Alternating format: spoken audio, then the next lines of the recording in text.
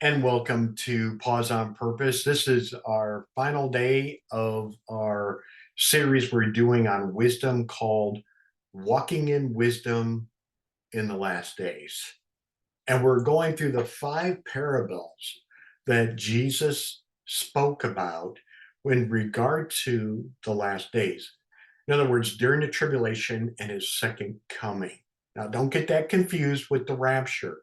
The church is raptured out, then the tribulation, then his second coming, his return.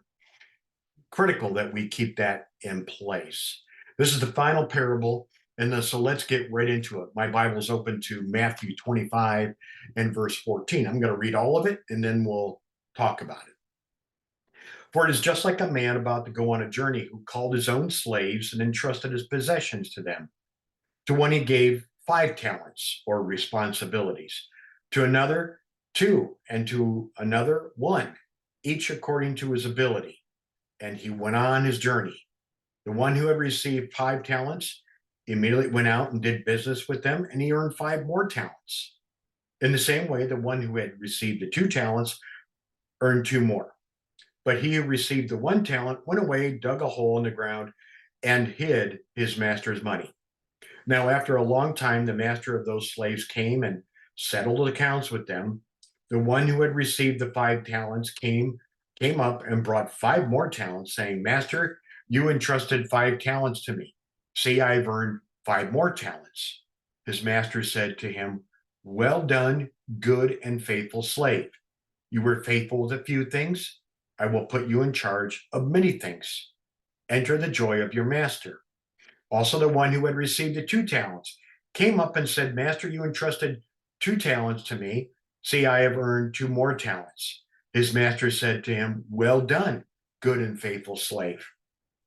You were faithful in the few things, I'll put you in charge of many things.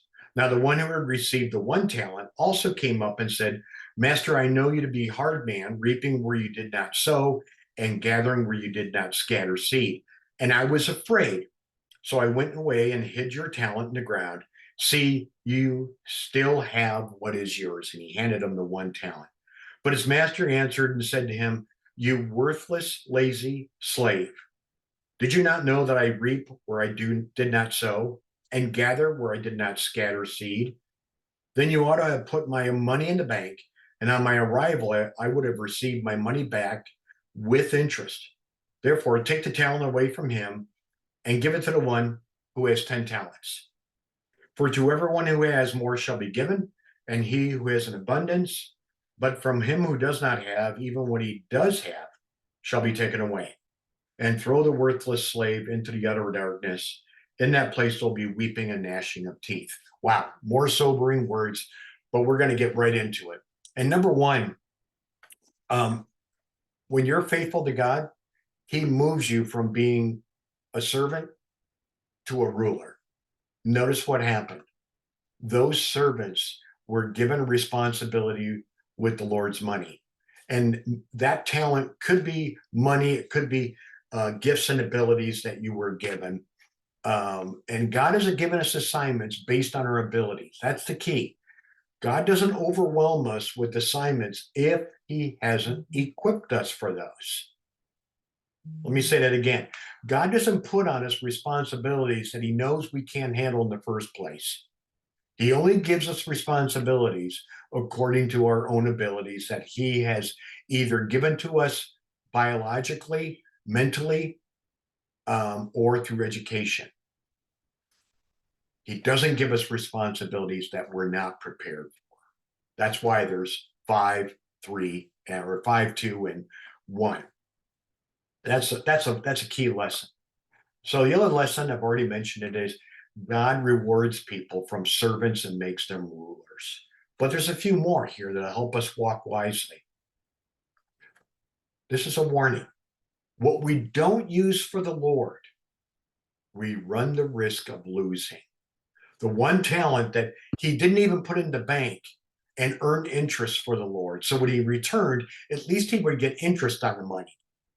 He may not have gone out and said, Hey, I think I can take this and build a business and earn more money for the Lord.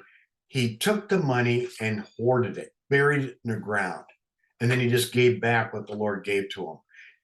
Says he did it out of fear. Well, I tell you what, if you don't do things out of fear of failure, you'll be paralyzed in fear for the rest of your life. Take the risk and leave the results to God. Let me say that again. Take the risk and leave the results to God. Third lesson, and I've mentioned this on Wednesdays, Pause on Purpose, and that is we cannot measure the eternal significance of present faithfulness. I can't say that enough. We cannot measure the impact of eternal significance based upon present faithfulness. The Apostle Paul in 2 Corinthians 4 said it is required for a servant to be found faithful. God only wants you to be faithful, beloved. He's not asking you to leap tall buildings in a single bound or stop a locomotive or a speeding bullet. He's asking you to be faithful to what he's given us. That's it. Don't worry about what God's given somebody else. Don't think, well, if you had what they had, you could do some. Be faithful with what you have, and God will give you more. It says it right here. Take the one who didn't do anything with and give it to the one who has 10 now. See, when you're faithful in little, God will knows you're faithful in much. Lots of good lessons from this series on walking wisely in last days. Don't miss these, beloved. And do yourself a favor. Do your friends a favor. Share this with someone that you think it would be helpful for them. Go down and like this and then push the share button. Email it to your friends. Let them see it as well. And then go with God because he is with you.